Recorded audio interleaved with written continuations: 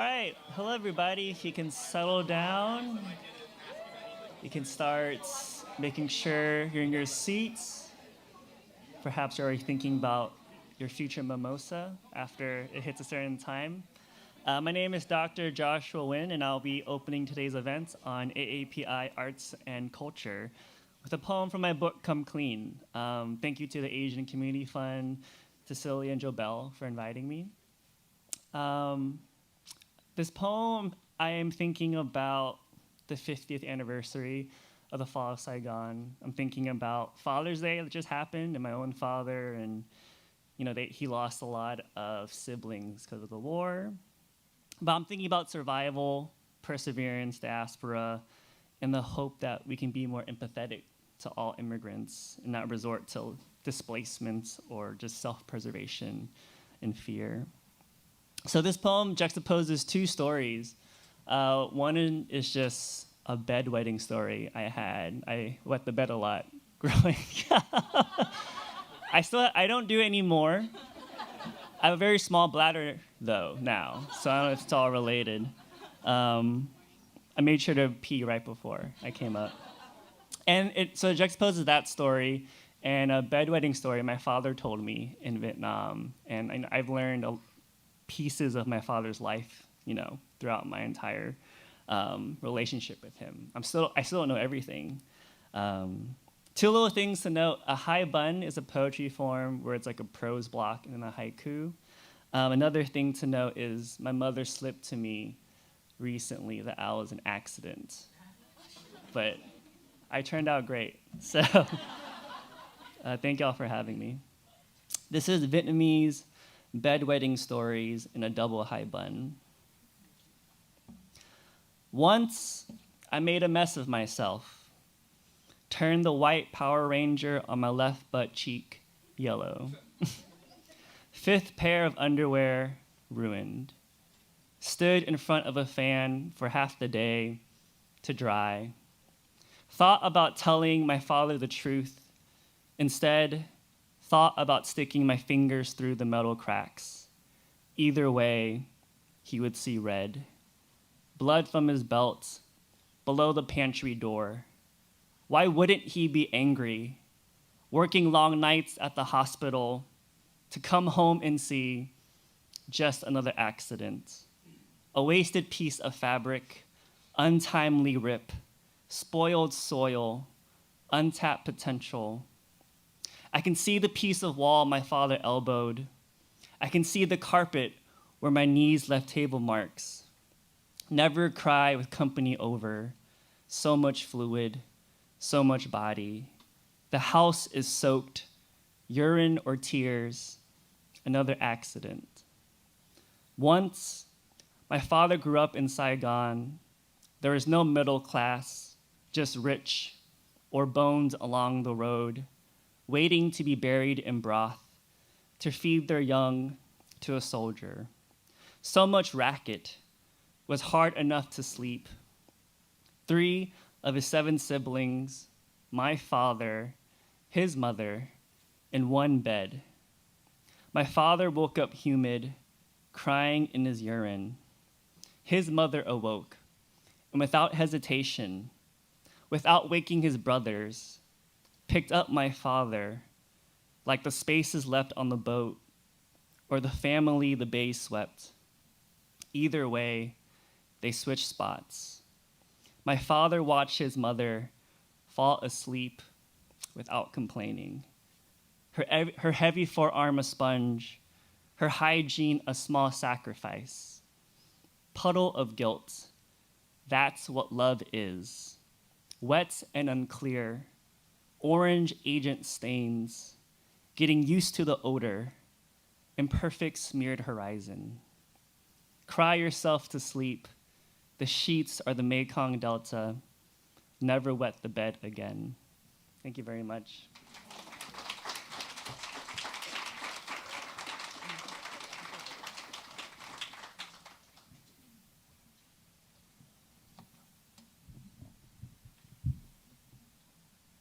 Thank you, Joshua, for sharing your wonderful work. You've given us a lot to think about. And by the way, I love the hair. So, good morning. I'm Paul Lee, Chair of the Steering Committee of the Asian Community Fund, and it's my great pleasure to welcome you to our exciting program this morning.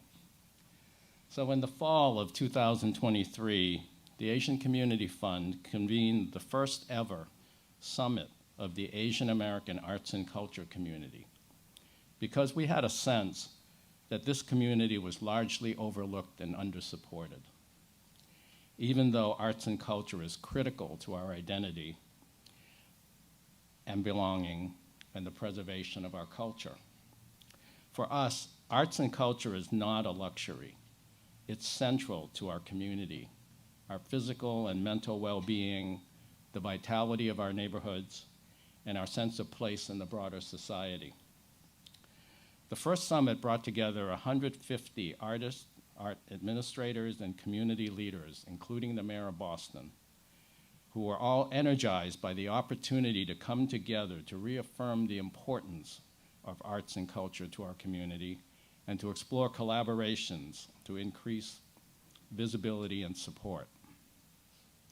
This was followed by conversations led by our Arts and Culture Steering Committee, and then our second summit in the fall of 2024, where the attendees this time came prepared to act collectively.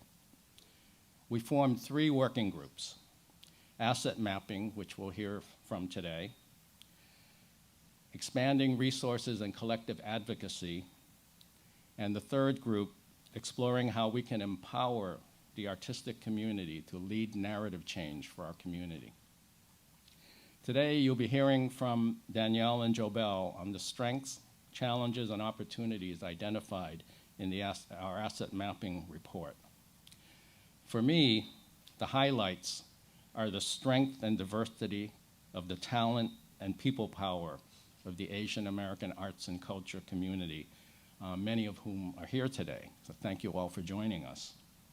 But also a highlight is to know of the power of artists, volunteers, and preservers of our culture to drive narrative change and coalesce our community. Because I believe that art starts the community conversation that brings us all together. The artistic expression, whether oral, written, visual, or performing, starts the conversation. It brings together an audience from the community to explore our identity and sense of belonging and to increase our visibility. So my new slogan is, art starts the conversation. So before we jump into the program, I want to thank our partners for their support in making this work possible. So we'll see on the screen that our partners include the Barr Foundation, the wonderful people at the Barr Foundation, including Giles Lee and Sansan Wong, the Mass Cultural Council, Michael Bobbitt and his team, and the Phi Lambda fraternity, nationally and locally, represented by Elaine Shang, who's here today, and York Lowe.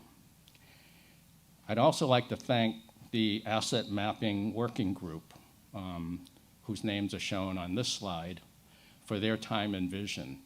We really appreciate your joining us in this work, and we look forward to working together. And now I have the privilege of introducing my good friend, Connie Chin, the CEO of Global Arts Live. We're so grateful to have Connie as a key member of the AAPI Arts and Culture Collaborative. So please join me in welcoming Connie.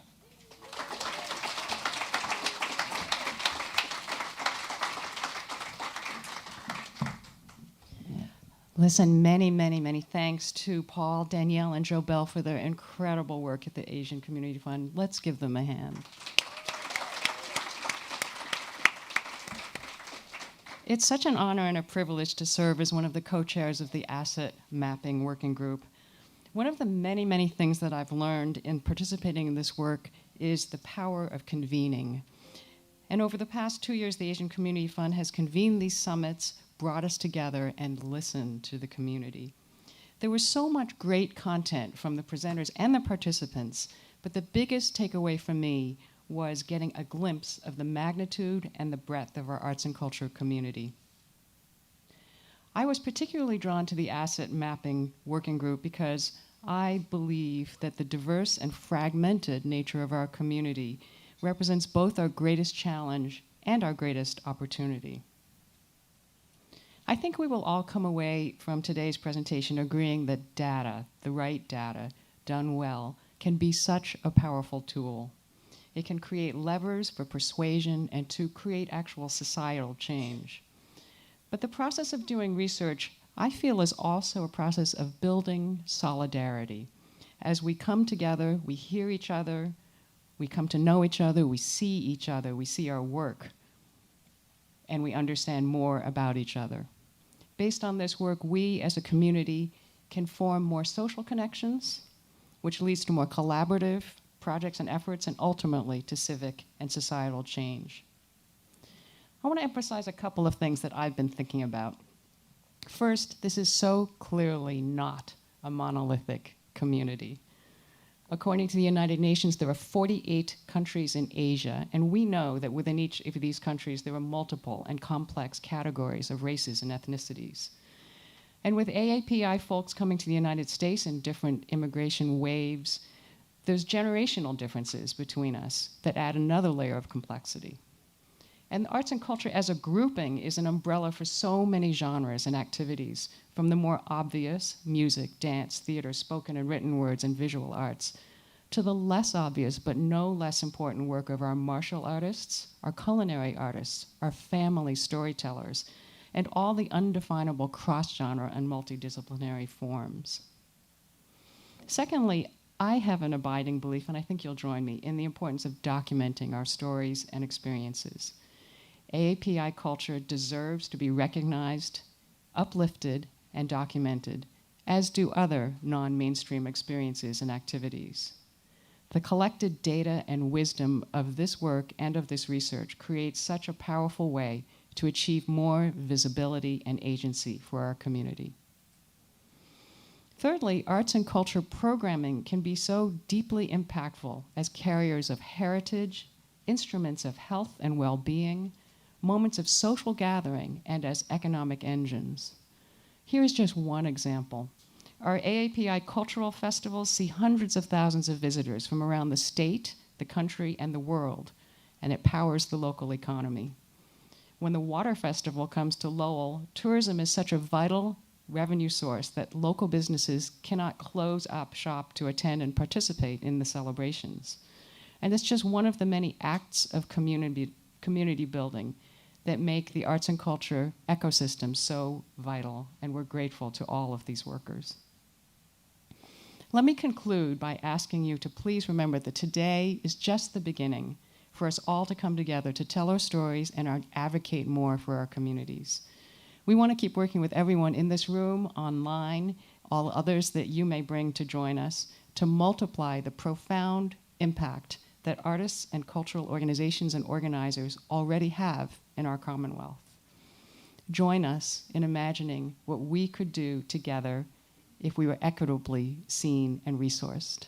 Thank you.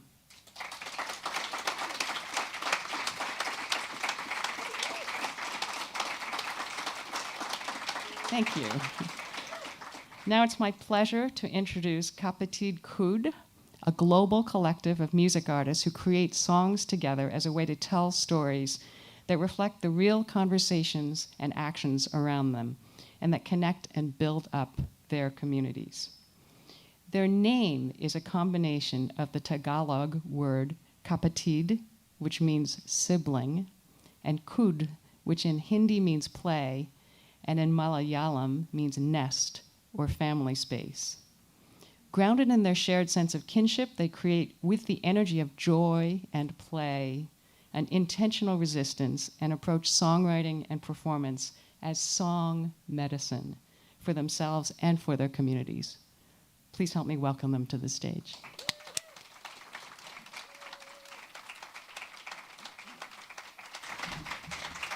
Thank you so much, Connie, for that beautiful introduction.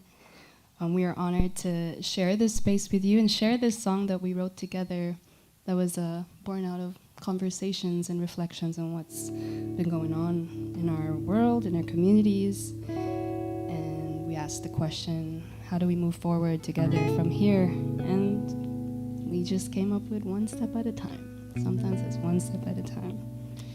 And since it was birthed in community, we'd love to sing it in community. And the words are simple. It goes, one step at a time. One step at a time. One foot after the One other. foot after the One other. step at a time. One step at a time. One foot after the One other. foot after the One step at a One time. step at a time. One foot after the One other. foot after the One other. step at a One time. step at a time. How do you take a step forward when the ground beneath you is pulled right under? How do you take a breath when you feel the waters rising over? Where do you go when you know that things do fall apart? It's really been kind of hard to hold myself together. Or sometimes, Gotta take a little time for myself. sometimes it is a deep, long breath. Sometimes I'll go for a walk by the river. Sometimes, maybe call a friend over. Talk over dinner. Sometimes, Sometimes it is one step at a time. One step, One foot after the other. So I'll be a refuge in the pain. Take your times to trust these waters. Take my hand and we'll float right to the top. There we'll spread our wings and cross over to the other side, where we'll find that when we come together to lift up our voices, we remember sometime we're gonna be up to you and me. To be the change we wanna In see. this world that we live in, it's up to us to not give in. No, it can be It hard is one step when things seem to keep falling at apart. a time. Just remember you foot are after not the alone. Take it Together, one step at a time. one foot after the Together, one step at a time. Together,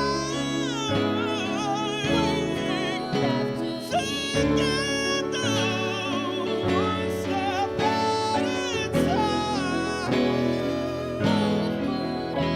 Together, one step at a time. One step at a time. One foot after the other. One step at a time. You want to help us sing this one out? Simple. Ready? One step at a time. One step at a One step at a time. One foot after the One other. foot after the One other. step at a One time. step at a time. One foot after the One foot One step at a time. one step One foot after the time.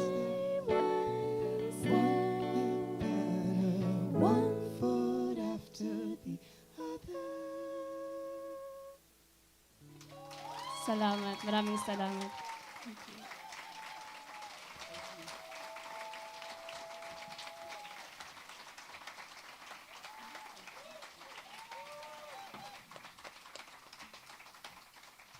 Wow, I hope everyone is feeling something today.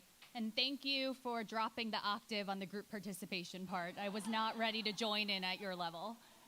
But please, again, join me in providing another round of applause for our incredible performers, Kapatid Kud.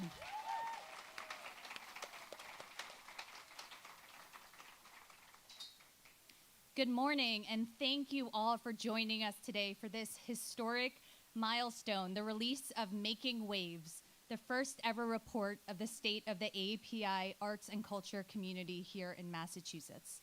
My name is Danielle Kim, and I'm proud to serve as Executive Director of the Asian Community Fund here at the Boston Foundation.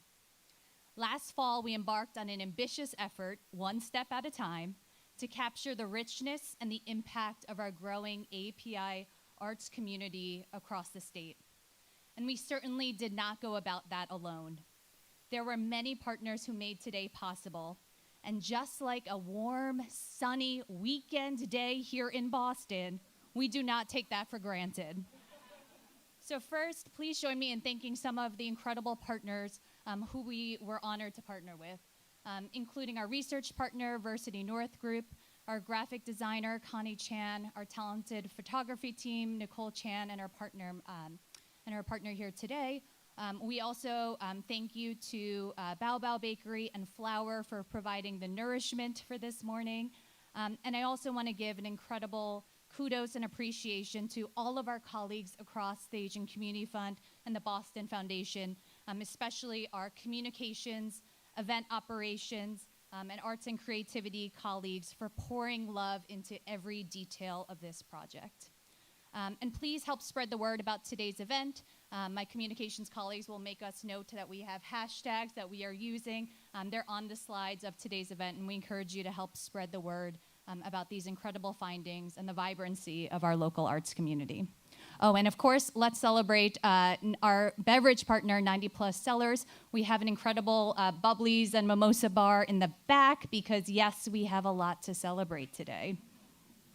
So here at the Asian Community Fund, our mission is to help unify the whole AAPI community across Massachusetts and to mobilize the resources and connections that we all need to thrive. This year marks ACF's 5th anniversary, and it's also notable that the Making Waves report is our 5th research report that we have helped commission to help elevate AAPI stories and voices. As Paul mentioned, the AAPI Arts and Culture Collaborative is an initiative that ACF launched about a year and a half ago. And to date, we've engaged and connected nearly 300 AAPI cultural leaders and artists. Many are here in person in this room, many are on the virtual live stream, and we couldn't do this without you. And the goal of this initiative has always been simple. It's to help elevate AAPI visibility, strengthen connections across the sector, and grow our capacity for collective action. Members across this collaborative shared with us the importance of asset mapping as a foundational step to understanding our collective strengths and power. And their feedback and fingerprints and heart work is directly present and helps shape the vision and structure of the research project whose findings we're excited to share with you today. As all of you know, for the AAPI community, the arts are a powerful force for expression, resistance, and connection. And this research, and we do have copies of the report for everyone in person, they'll be outside for all of you to take home. This research highlights the vital role of storytelling and underscores the urgency of investing in creative spaces and convenings where our voices are centered and celebrated. Before we jump into the data presentation, I want to especially recognize my colleague, Jobel Mesa, who leads the AAPI Arts and Culture Collaborative. As you know, she is both the backbone and the heartbeat of this effort, and so please join me in thanking Jobel and welcoming her to the stage.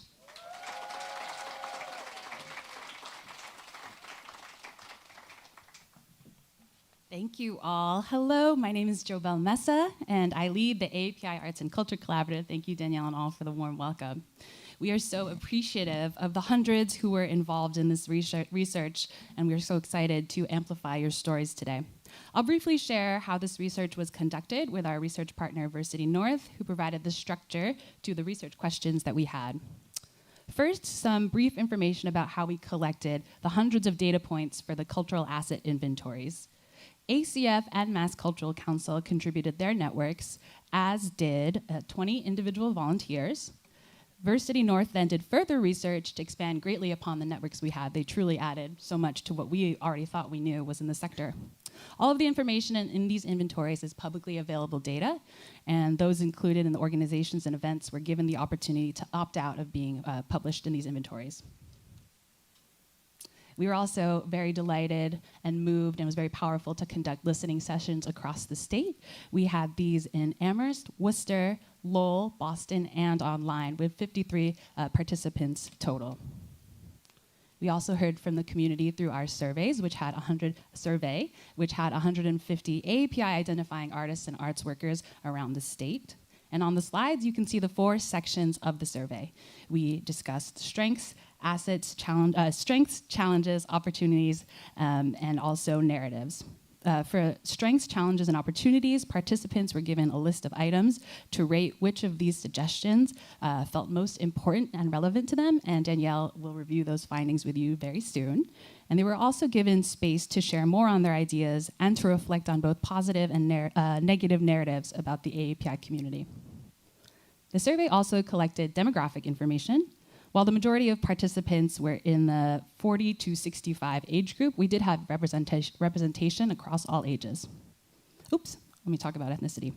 The ethnicity of those who participated in the survey is also generally reflective of the AAPI population in Massachusetts. I see people are looking. I'll sit on this slide for just a little longer. And when the majority of participants identified predominantly as creative practitioners, artists, performers, but they were also arts administrators, volunteers, educators, and funders. Notably, when allowed to select more than one professional role, the number of participants who identified with being an artist, a volunteer, and an educator all increased. And we'll talk about this people power later as well. About half of the participants identified as working in AAPI-specific work, while half of the participants worked under broader themes. For more information, again, you can read the report following today's convening in person, on print, or online. And with that background, I'll pass it back to Danielle, who will share our research findings with you. And I'll be back.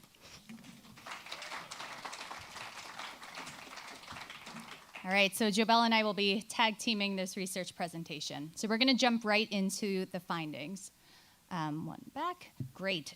So for the survey design, we used a constant sum scale in which respondents could allocate 20 points among 5 given items. So for example, if we were ranking Halloween candy, I could give Kit Kats all 20 of my points.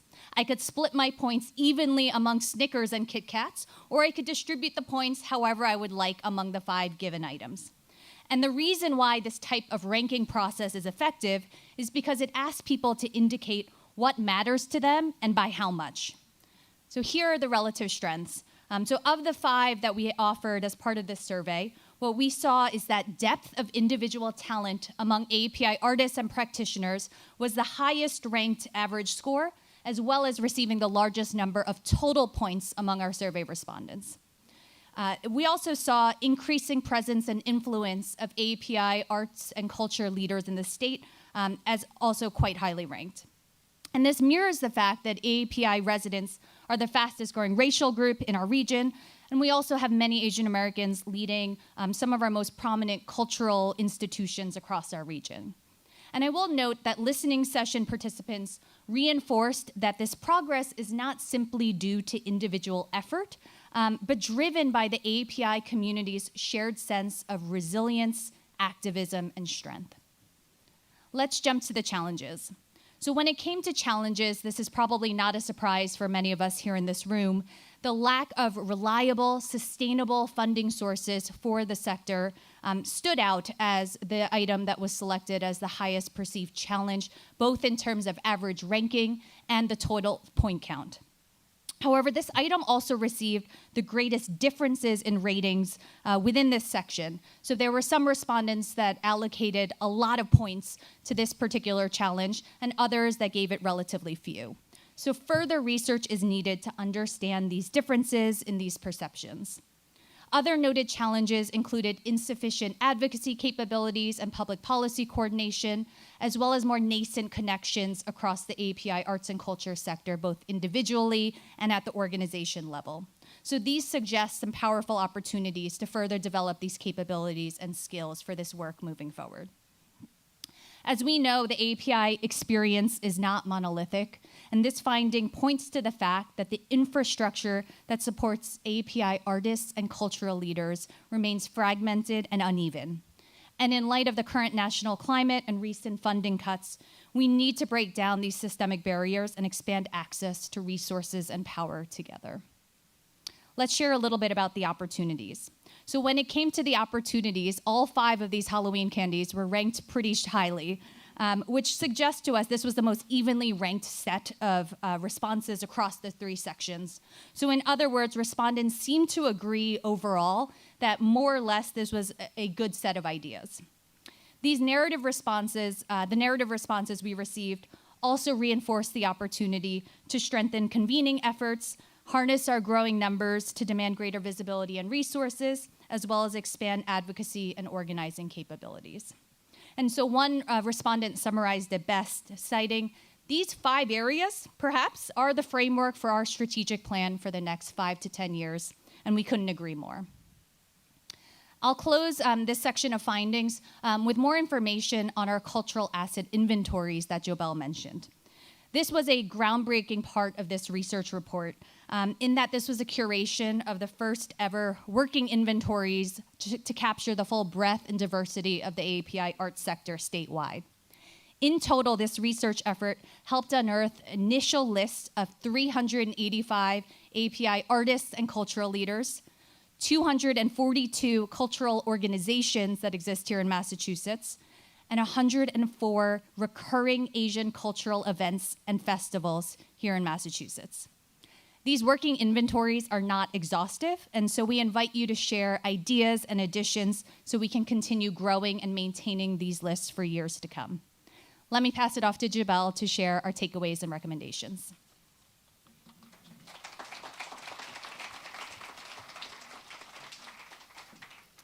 We've probably already said it, but we can't say it enough that our hope for this research is that after today, we will all continue to build upon the work everyone in this room is doing, collaborating to tell our stories, and advocating for our needs as a community.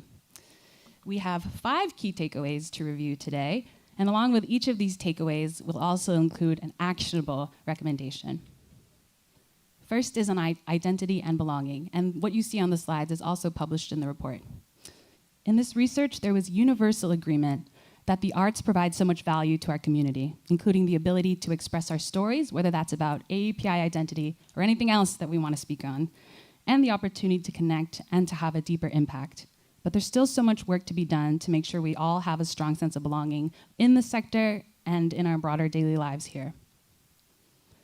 One of the ways we can begin to address this is through convening. To quote the experience of a survey participant, "I was astounded at the inaugural convening to see so many AAPI arts practitioners and administrators. I've been doing this work in this town for 40 years and had no idea we are not practiced in thinking strategically as a cohort." In 2023, when we first started formalizing this work, the 100+ in attendance at our first summits reported that they felt fractured as a sector, but that they wanted to be collaborative and mainstream. Through convening as the arts sector, we hope to achieve these goals. Next, on talent and diversity.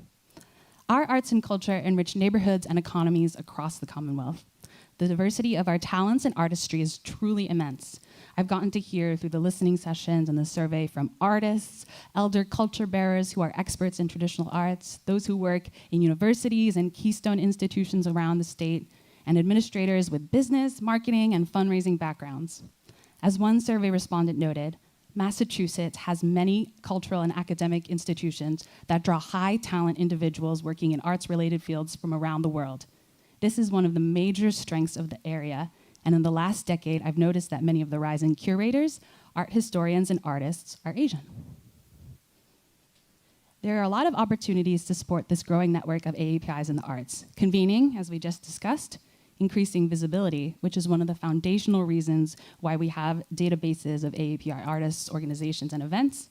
Leadership development, which we will talk about next. Funding, which we'll talk about after, and so much more. I really challenge those of us in this room and beyond to continue brainstorming and sharing ideas even after today. People power. Nearly half of all the participants report serving in a volunteer position within the sector. For those with diasporic, displaced, immigrant, and refugee backgrounds, these experiences drive us to find ways to maintain a connection to our culture. Again, the artists and leaders we spoke to say it best, so I quote, "The arts allow for the connection to and preservation of my culture. It bridges generational gaps and allows my community and me to cultivate archives for future generations to connect with and heal from collective traumas. The arts allow me to honor the stories of those who came before me and be part of a community that has become family." However, the research shows that the sustainability of grassroots organizations is limited by a reliance on volunteer labor.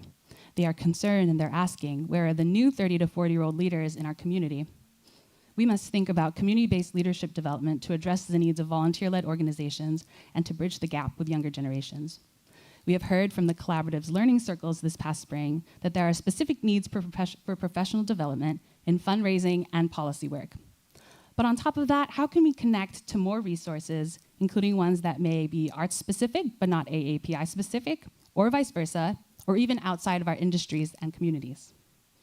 So on funding and resources, we're likely all already aware, and Paul uplifted earlier, of the general public narrative that the arts are non-essential, that can be cut. But I also wanted to highlight that this effect is compounded by the systemic underinvestment in the AAPI population broadly. Hopefully by now all of you have heard ACF quote this, but I'll re-highlight. Less than 0.2% of philanthropic funding is invested in AAPI communities nationwide. And then when you break it down further by ethnicity, by stage of life and career, by artistic practice, there are a lot of unique challenges our community faces that this report aims to make space for. So what is the action? We should invest in innovative solutions and collaborations. Our wonderful colleagues at Arts and Creativity here at the Boston Foundation have been convening this spring to discuss issues like entrepreneurship for artists and physical space for the arts. And how can we also collaborate beyond the sector to think of holistic solutions that address other needs for artists, such as physical and mental health, affordable housing, and studio and rehearsal space? It's also very key to highlight that the AAPI community has a diversity of experiences. Yes, the arts and culture and AAPI communities are in need of more support, then we as a sector can also, at the same time, be more supportive of each other. As one survey respondent said, we have more AAPI decision makers in a wider range of industries. The soft power could be harnessed to support AAPI arts and leverage more influence and understanding to address community needs. And finally, we'll talk about narratives and storytelling. While there's a strong demand to build community and collaborate, there's also a simultaneous desire to acknowledge the different experiences found in the sector's ethnic, geographic, artistic, and socioeconomic backgrounds.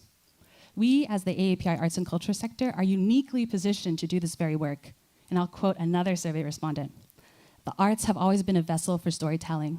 We need to hear all of the stories of our AAPI community so that we can collectively process our grief, our triumphs, and remember how we are all connected."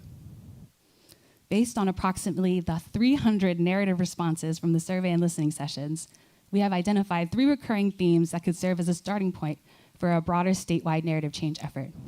Firstly, we are more. We need to showcase the richness of our stories and dismantle monolithic stereotypes.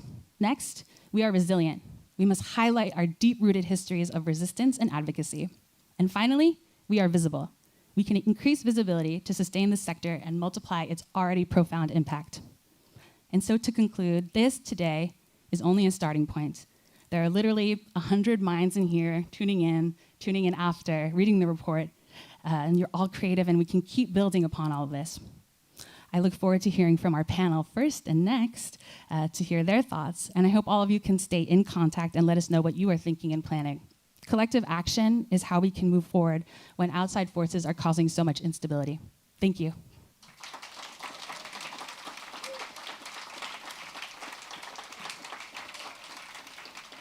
And it is now my pleasure to introduce Anubhava Dance Company. Anubhava, yes, let's go.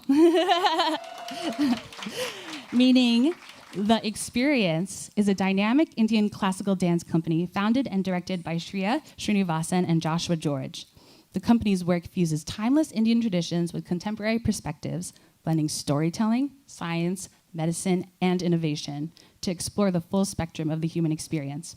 Pushing the boundaries of both the arts and classical traditions, Anubhava's work has been featured at the Harvard Art Museums, MIT Media Lab, and most recently on PBS Nova's Building Stuff series. Today, principal dancers Swati Jaishankar and Shreya Srinivas present Time and Space, a piece that embodies how our changing physiology shapes the experience of joy. Through polyrhythmic and syncopated choreography, the dancers invite us to explore the profound connection between body, mind, and movement. Again, please welcome Anubhava Dance Company.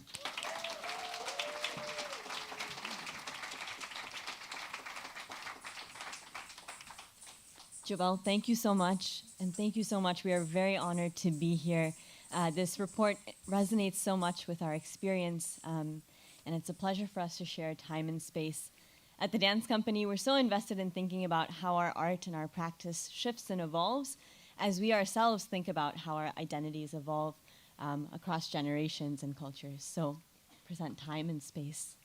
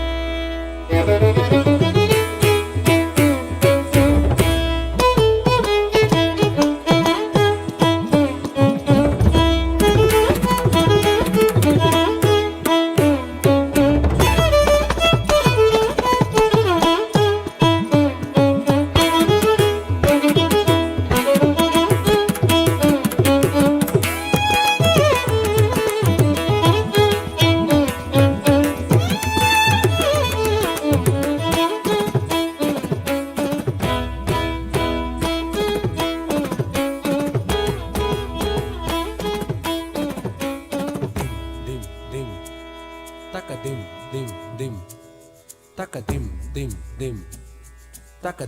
dim dim takadim dim dim takita takadim dim dim takita takadim dim dim takita takadim dim dim takita takadim takadim takadim takadim takadim tadim tadim takadim tadim tadim tadim tadim takadim tadim tadim tadim tadim takadim tadim tadim takadim takadim takadim takadim takadim takadim takadim takadim takadim takadim takadim takadim takadim takadim takadim tadi tadi tadi tadim tadim tadim tadim tadim tadim di ta di ta di tarakadadim tarakadam tarakadadim tarakadam tarakadadim tarakadam tarakadadim tarakadam tarakadadim tarakadam tarakadadim tarakadam tarakadadim tarakadam tarakadadim tarakadam takadim tarakadam takadim tarakadam takadim tarakadam takadim tarakadam dim tarakadam tarakadam tarakadam tarakadam di gi na tum ta di gi na tum ta di gi na tum ta ka di na ta ka di na ta ka di na ta ki ta ta ki ta ta kita dim ta kita dim takita takita dim takita dim takita takita dim takita dim.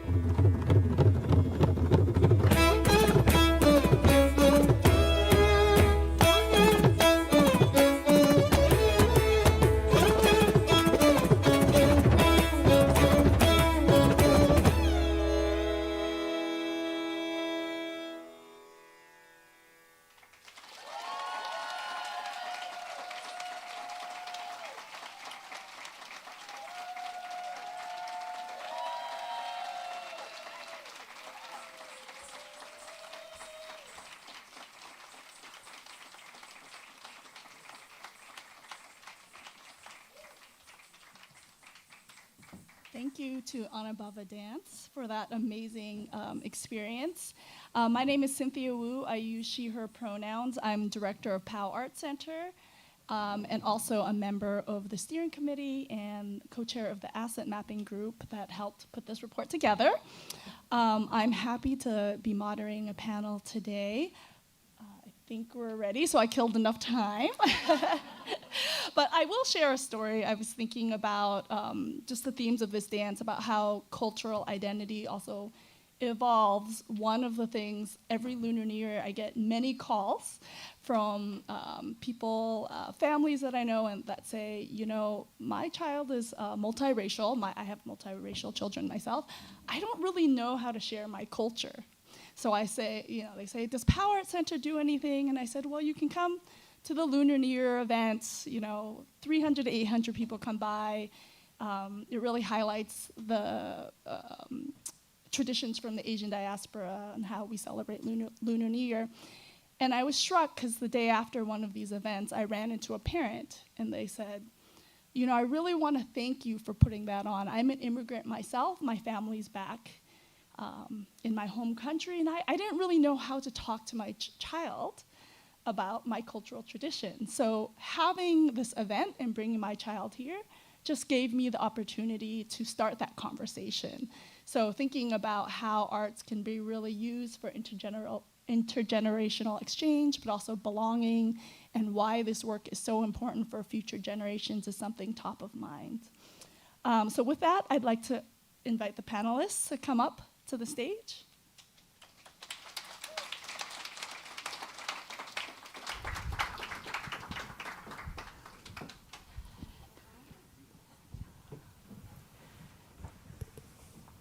I realize I don't have a watch or a phone, so and I cannot see a clock from here. So if you need to cue us for time, please feel free to do so. Anyway, instead of me introducing our amazing panel that we have here to talk about the report and the findings, I am going to pass it over to each of them to share a little bit about themselves, as well as any reactions and immediate reactions they had to the report. Again, my name is Cynthia. I use she, her pronouns, and I'm glad to be pass it to Amanda. Hi, everyone. I am Amanda Beard Garcia. My pronouns are she, they, and I am first and foremost an artist. I'm a muralist, illustrator, brand designer.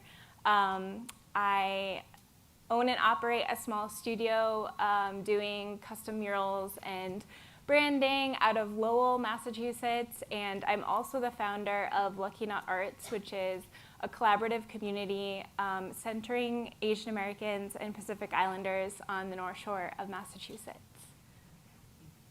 Oh, and I'm sorry, something that stood out to me about the report is how affirming it is in knowing that my thoughts and concerns about all of these things are shared across our whole community. Hi, everybody. I'm Priya Desai. I am a filmmaker and a producer of television and film. I live here in the area, and the name of my company is Prism Entertainment. Prism stands for Priya, Shruti, and Megha. We are three women who are all we've been in the business for a really long time. We kind of worked around each other, and we kind of knew about each other. But when you work in a system like Hollywood, it's set up to pit you against each other.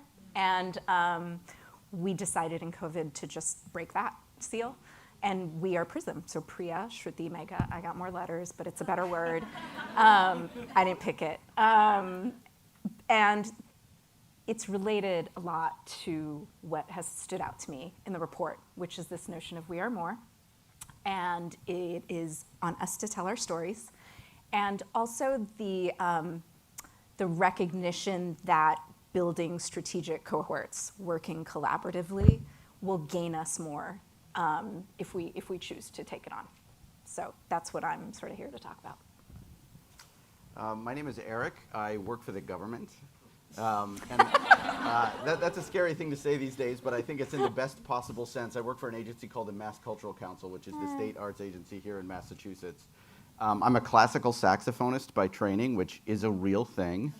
But ended up working in government through a series of meetings in a hotel in Caracas, Venezuela, which is another story.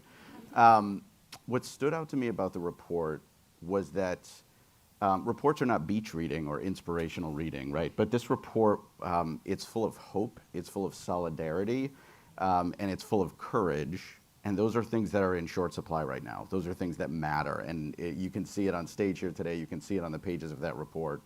I'm not recommending reading it on the beach this summer, but it's a powerful message, and I can see and feel that in this community today.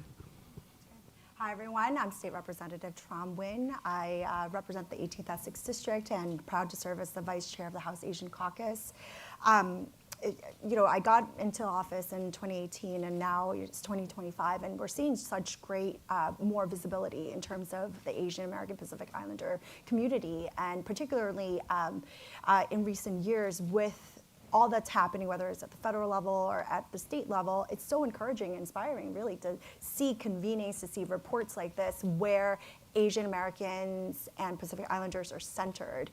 And one of the things that stood out to me in terms of the report is really the need for systemic change. Because when we're talking about investments in the potential of AAPI artists, it needs to be an intersectional conversation, right? We're talking about how artists are struggling to make ends meet. And so what does that mean? That means that we need to continue to work and invest in basic necessities, whether that's housing, economic stability, or access to other necessities are inseparable from a thriving artist community.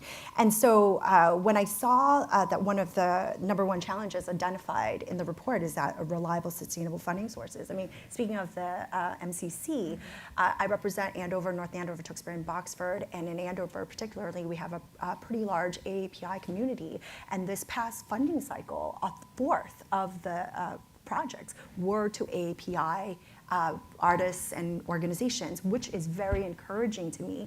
And we need to talk more about that, about what it means to give access not only to the greater Boston area, but throughout the Commonwealth, so that 351 towns and cities feel like they're a part of this and that they have the support and resources that they need. But I look forward to this conversation. Thank you so much for having me. Thank you.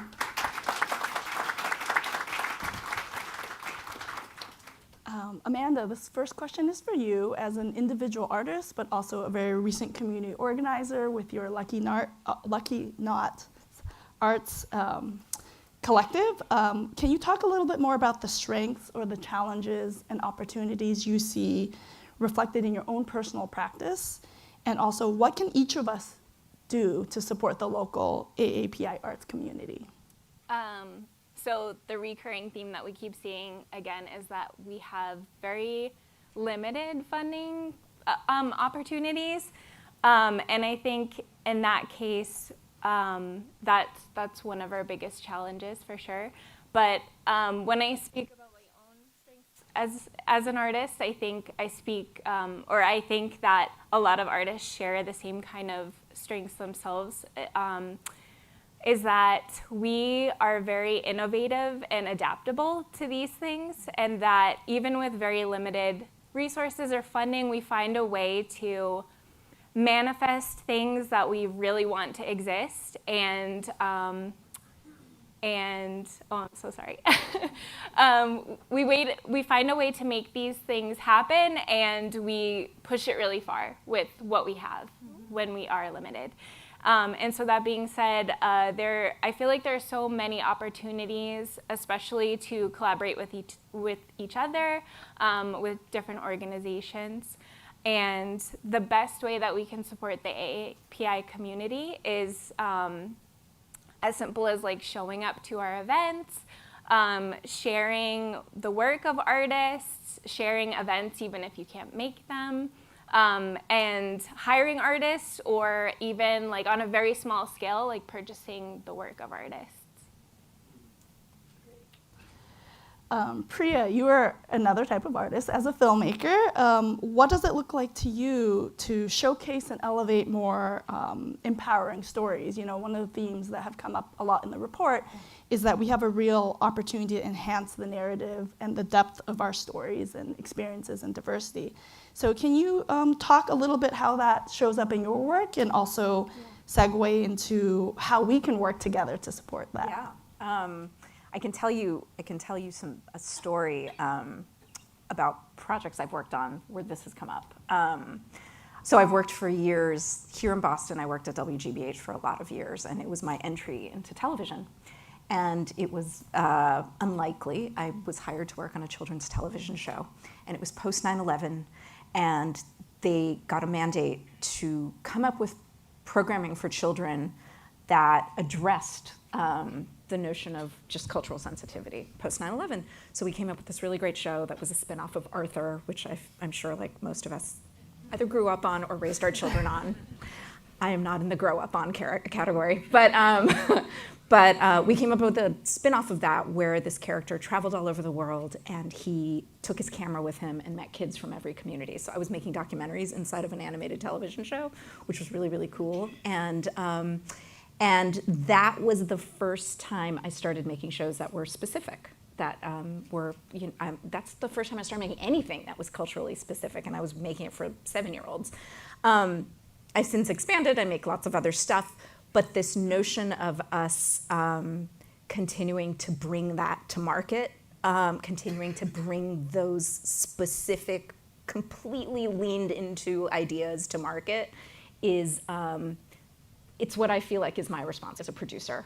So for instance, right now, literally right now, there are almost no movies being made in LA.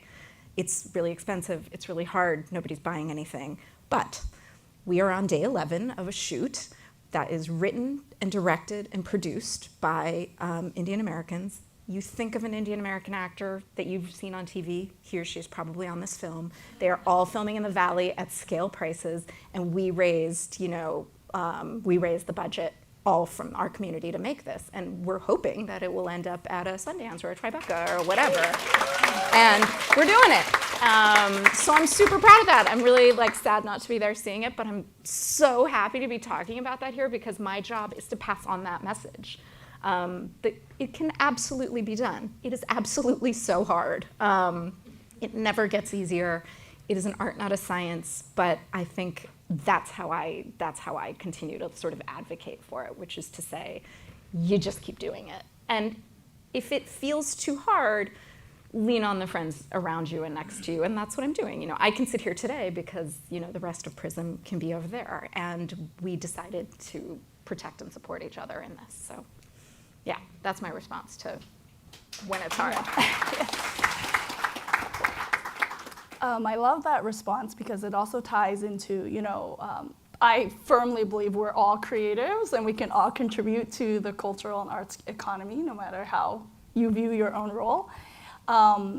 But you mentioned that, you raise that from your community. Yeah. So even if you are not actively making art, and to Amanda's point, buy art made by AAPI artists or people in your sphere, and that is a way we can collaborate. Yeah, we tapped a lot of non-creatives to help us fund this thing, but they saw the value in the story. They saw the value in forwarding, the message of the story, which it's made by people of our community, but it's a gangster comedy set in Patel motels. It's wild, but it's important that we're the ones making it. So they saw the value of that, and they're willing to support for us to tell these stories. For us, of course. I think we make it for us first, and then of course everybody else joins the train because it's a cool train to be on. Yeah. Cool train to be on. That is, Paul, I think that's the new slogan. Not art, cool train to be on. I liked Paul's. Well, maybe they can exist side by side. Eric, this next question is for you. When I read about the challenges that the AAPI community articulated from funding, organizing, policy, there's a lot of parallels in that conversation with the larger state and creative sector. So would you share a little bit more about, it was mentioned the MCC did a cultural asset inventory earlier this year. Can you also kind of share the parallels and intersections of these findings, and also how we can work together to really showcase and support the diversity of our state's creative sector? Sure. I've had about 4 or 5 moments during this last hour where I've thought, oh my God, this is hard to follow, and it just happened again. So the arts and culture sector in Massachusetts is a $29 billion sector. That is 3 times the size of transportation, and it's on par with the retail sector in Massachusetts. We represent more than 4% of the state's workforce, and I think those numbers are actually low based on the data we just uncovered. So we partnered with Diversity North to do a cultural asset inventory across Massachusetts, and we found that there are more than 15,000 cultural organizations in Massachusetts. About half of those are nonprofits, 17% are for-profits, and a lot of them are unincorporated or, I don't want to say unorganized, but they are groups and projects of people who care about the arts. We have 112,000 plus individual artists that make at least half their income from their art. That's about the same size as the biotech sector in Massachusetts. Here's the problem. And here's where I think some of these recommendations can go a different direction.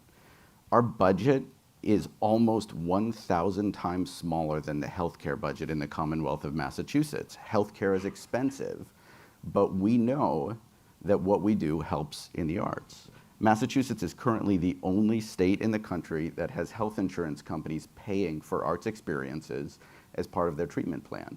So for example, social isolation has the same public health impact as smoking 15 cigarettes a day. You are never alone when you are making and experiencing the arts. And that is being recognized now by health insurance companies who are paying not philanthropically, but they are paying with dollars from their budgets for the therapeutic benefits. So I encourage everyone in this room to take the strength of this community and to take the findings of this report and start talking with other sectors. As an arts sector, we talk all the time about how arts are a universal language, but we've not been great at speaking the language of other sectors. And the data is out there. The World Health Organization has published it. The Commonwealth invested more than $30 million in workforce development dollars last year. I don't know how much we got. And if we want to develop a pipeline of leadership, we need to be in those conversations. And I think those are policy conversations. So as much as we need each other, and we need each other to lift each other up and sustain ourselves and experience music and dance, we also need to spend as much or more time in and with other sectors talking about the impacts of the arts. And I think that's the way to sustainable funding for this community and for the broader Commonwealth of Massachusetts.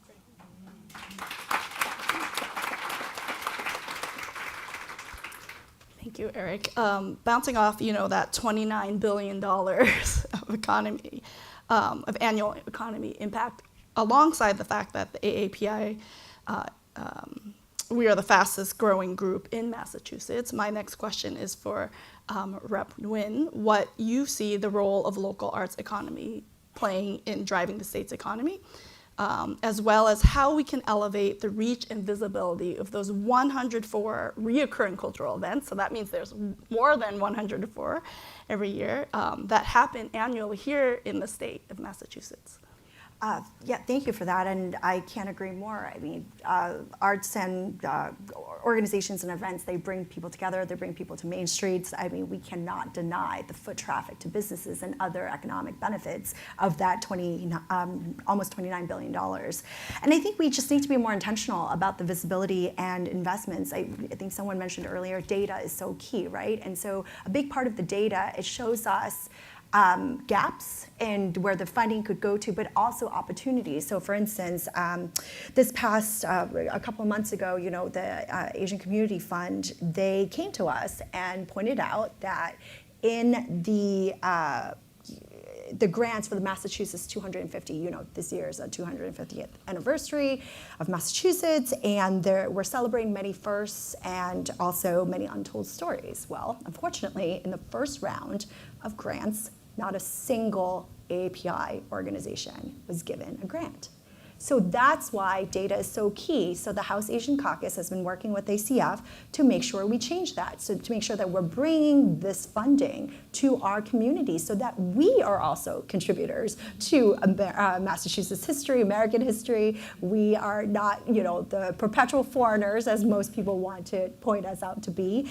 And so that's how we fight these stereotypes, is by telling our stories, making sure that not only are we supporting the cultural events, but also bringing them mainstream. Like, this is the mainstream event. The 250 is, you know, the center stage. We need to be a part of that conversation. That's why it's so important for us to continue to support that and work together to identify these gaps so that we can address them together. And also the Mass Cultural Council, you're doing excellent work in bringing artists together and highlighting even the unorganized artists. And that's the type of work that we need to continue to support. And of course, we need to back that with funding, right? So the House, for those who follow politics, I'm sure many of you here are not, but as someone in the legislature, we passed the House budget about a month ago, and the Senate passed theirs a couple of weeks ago. But in there, we're making over almost $27 million in investments into the arts sector, of course. Thank you for that. My next comment was that that's not even a drop in the bucket. We need to do more, but that is also, it is a huge investment, especially this year, where, you know, if you're following what's happening with potential funding cuts from the federal level, you know, we're facing great difficulties in working through the budget, but this investment is crucial. So the House budget, not to brag, but we are the highest proposal, even higher than the governor's and higher than the Senate. So our push is, please reach out to your legislators and say you want the amount that the House proposed, because that is the highest amount, and we want to make these investments into our community. We have to continue to build on this momentum because, you know, the legislature, our government, we understand that arts and culture are essential to our communities, and we look forward to continuing to work with you to support the sector.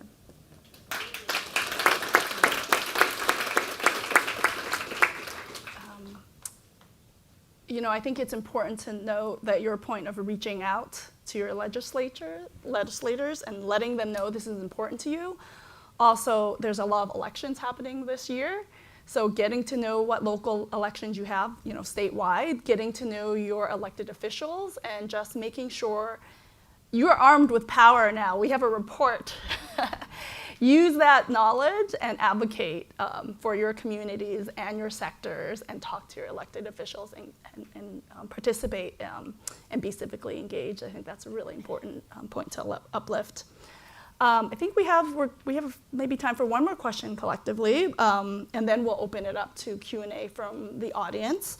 But I want to end kind of on a high note.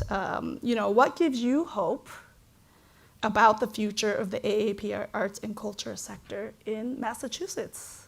Anyone can just jump in. I'll jump in first. Sure. what gives me hope is seeing so many more AAPI-centric events pop up, like all over Massachusetts, for sure. Especially in the past year, it feels like. I would say you need three things to make change. You need stories, you need data, and each other. And I think you have all three in this community and in this room. What I see is so inspiring, but especially if you're looking around this room, the intergenerationality of it all, of seniors preserving our traditions, of young people really so enthusiastic to grasp on. Josh Wind, that was a beautiful poem that you read earlier, and I, as someone who just celebrated the 50th anniversary of the Vietnamese diaspora this past April, like that is so inspiring to me, that there are ways for us to bridge gaps, and that's through storytellings and talking about that through different generations. And frankly, engagements like this, opportunities for us to get together, I really do hope that this is the start of many, many more events with all of us coming together to find creative solutions so that we can support this thriving community. I think for me, the thing that keeps me very, very hopeful is the curiosity that I feel when I'm in spaces like this, and just out in the world participating in the very things that we're all trying to support. I signed up for a mentoring program through an Indian American organization. It was taking people of my age and pairing them with teenagers who had kind of shared interests, and I got paired with a young woman who probably is just completing her freshman year of high school in Lexington, Massachusetts, and she's a history buff, and of course it was Lexington 250 this year, and this Indian American young woman was basically the face of Lexington 250. So if you go to that website, she made it. If you go to the Instagram, it's all her. And there was something so energizing about her energy around the past, but also that she is who she is in that. It was the best. So I think that we live in a place that is full of curious people, and that is a gift. So I think let's make sure we keep feeling it together.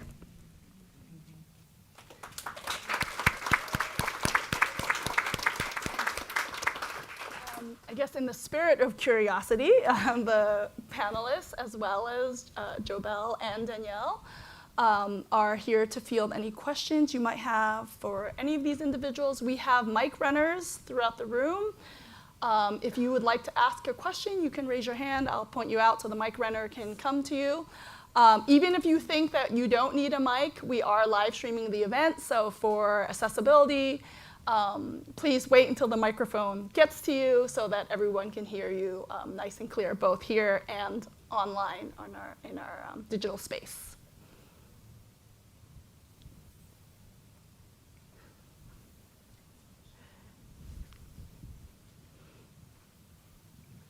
Hi, thank you so much for this event. It's wonderful to be in a room where everybody values the arts, but ultimately, a budget is kind of the codification of our morals. So I appreciate what Rep.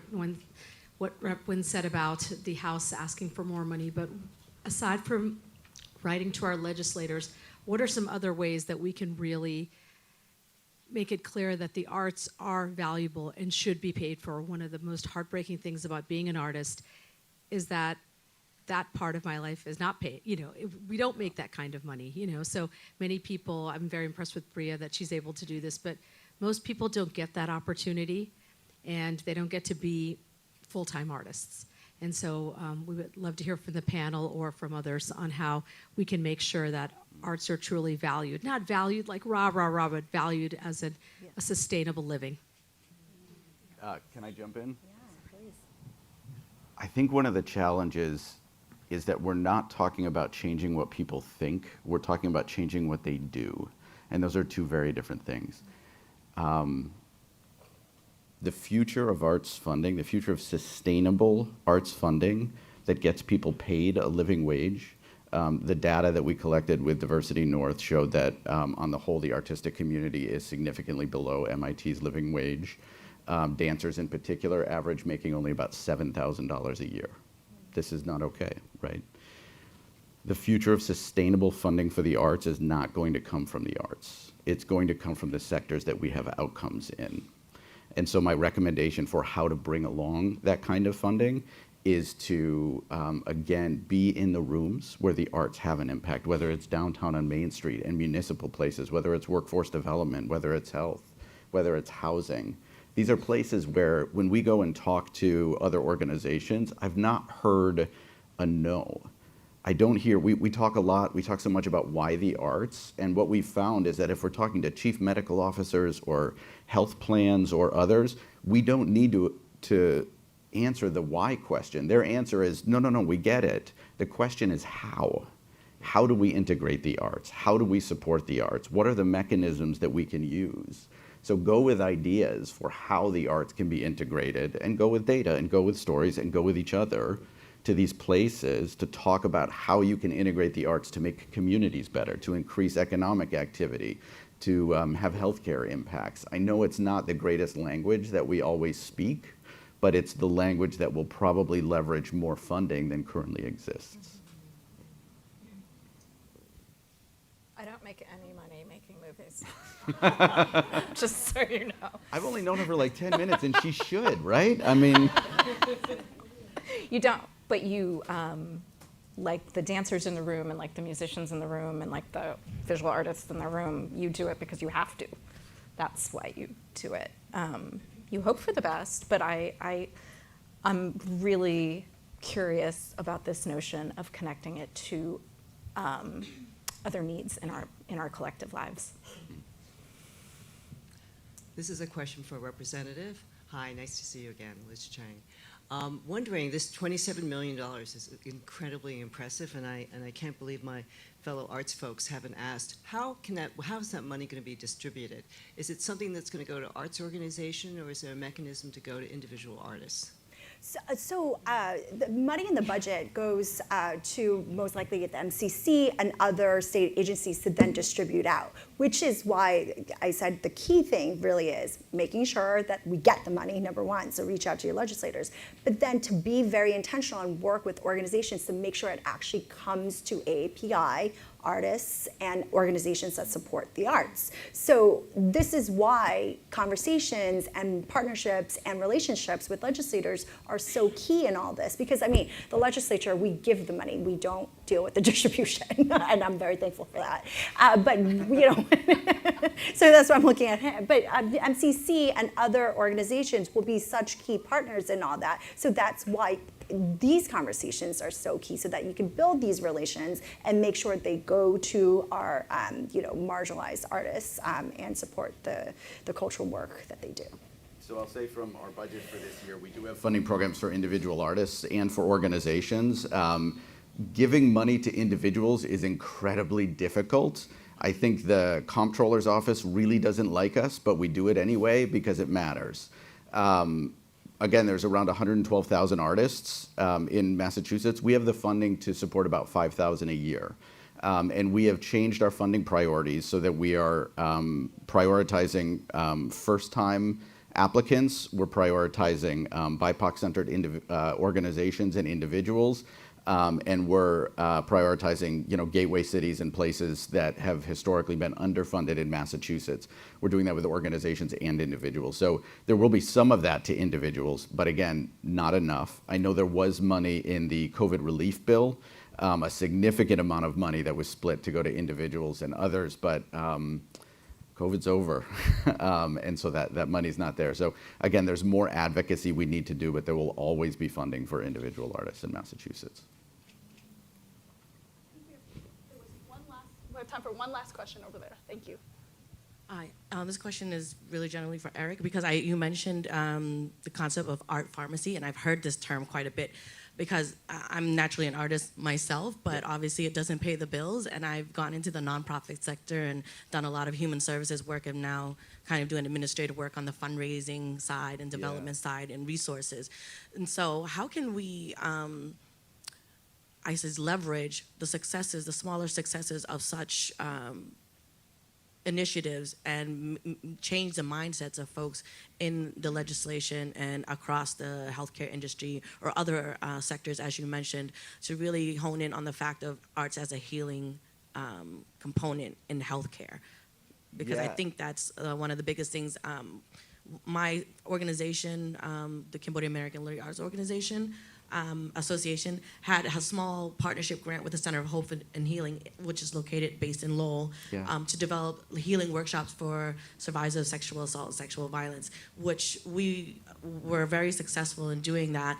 But again, it's such a small scale. How can we expand that, and how can we connect with folks in the legislature and folks in these different sectors? Is there an organization or a partner out there that would help us have that convening happen? Yeah, so I'll answer that in two ways. So first, anyone who's interested in participating in the arts prescription program, you can go to artpharmacy.co, and on the front of their webpage is a link to sign up as an arts provider. So again, we have 2 health plans in Massachusetts, and we have Mass General Brigham, as well as the Department of Public Health that's invested in a pilot. And the other one is the opioid relief funds. More than $90 million are coming to Massachusetts over the next 10 years through the opioid relief funds, and we have gotten arts prescriptions approved by the state to be utilized for the opioid relief fund. So there's a few different places to go there. The way to make the case is with cost data. And we are starting to have this. The UK and Canada are far ahead of us, but in 2024, the Canadians found that for every dollar invested in social prescription, you're saving $4.32 in other healthcare costs, and largely that's because of reduction in emergency room visits and behavioral health. What I can tell you here in Massachusetts, and this is anecdotal data, it will be published when it's peer-reviewed, there has been a significant drop with one of our healthcare partners in emergency room visits for patients who participate in arts experiences, and there has been an over 300% drop in behavioral health admissions for people who are enrolled in this program. So we are seeing those same indicators. The challenge that we have right now is twofold. One, we've got to get the cost data to be able to get to big insurance providers like Blue Cross Blue Shield that funds 43% of Massachusetts, and then Mass Health. And it's only a smart investment if it saves the Commonwealth money and it saves others money, because then we can scale it. So we are getting there, but you can get involved today and at least start that process. Well, thank you. I think we're out of time. Oh, perhaps. Do you want to take one more question? It's up to you all. Okay, one more question. Oh, uh-oh.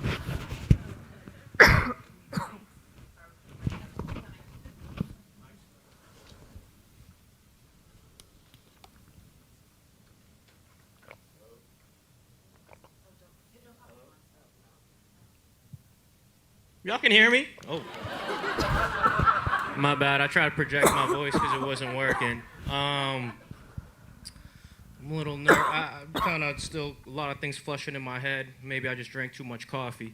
But it's beautiful to see, you know, like something like this as we convene as AAPI folks. But when we all leave here today, we're not living in an AAPI bubble. And I was wondering, is it a priority? Should it be a priority? Is it any interest in looking at or investing into spaces in which AAPI folks might be a heavy percentage of the space, but that space in itself is not inherently centering AAPI folks? That might sound real general. If you need to be a bit more specific, I come from a hip-hop space. And if you go into hip-hop spaces today all across the greater Boston area, you can find a lot of the times 50% of that room might be AAPI folks, although hip-hop is not, or the spaces are not specifically AAPI serving.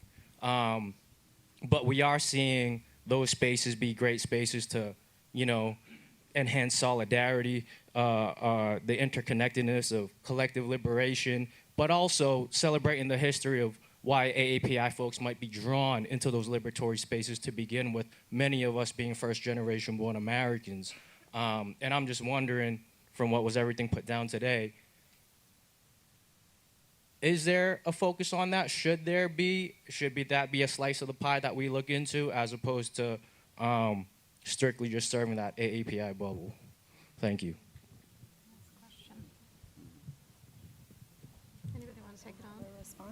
I mean, yes and yes, I think. My experience from a filmmaking side is I just happened to be at a film screening a month or two ago. It was at the Coolidge Corner Theater, which we all know and love. Community space, not AAPI centered, it's film centered, but it was for a film that actually a working physician at Brigham and Women's wrote and directed, Roshan Sethi, called A Nice Indian Boy. It was a lovely little film. I think you can stream it now. And his whole community was there. He happened to grow up here too, so his mother was there, his brother was there, all the aunties were there.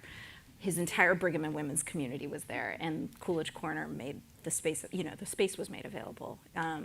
And it struck me as particularly important that we were in a sort of venerated hall together. I think it actually mattered and elevated the entire experience. So I think it's in the report, right, that spaces are something that should be shared. And it does that natural thing of making our stories something bigger, like part of something that's a bigger collective, as you really beautifully pointed out. So I'm with you. I'm with you. I think I can speak on that a little. So with Looking at Arts, it's based on the North Shore mainly because that's where I was born and raised. As a multiracial Asian American person, I've been thinking about things that I wish were around when I was a kid and trying to bring that energy to newer generations or maybe even people my age and older. So in that sense, with Looking at Arts, because we're based primarily on the North Shore, we do have to rely and collaborate with allies or other organizations that might not be AAPI-centric. But I think that's a really beautiful opportunity for collaboration. We've had a lot of support, especially from organizations that are like BIPOC-centric or center marginalized communities. They see the value in that for sure. So I think it's definitely worth investing into those relationships. I'm not a panelist, but I do run an art space. And I think I've really appreciated, as Amanda says, like other BIPOC serving arts organization really using our space, but also feeling welcome in our space. I think that's really important. While we center AAPI perspectives, we really want it to be a welcoming space for everyone to connect. So I do think it's part of our responsibility to think about how we support other communities of colors in our programming and open up that space. I think for us, it's also a balance between how you honor and center Asian American experiences, but also do the work on these collaborations. And that's definitely like a next phase of what we're thinking about to contribute to the great diversity of the city, right? What is our role in supporting all communities in the city of Boston, even though we are an AAPI-centered space?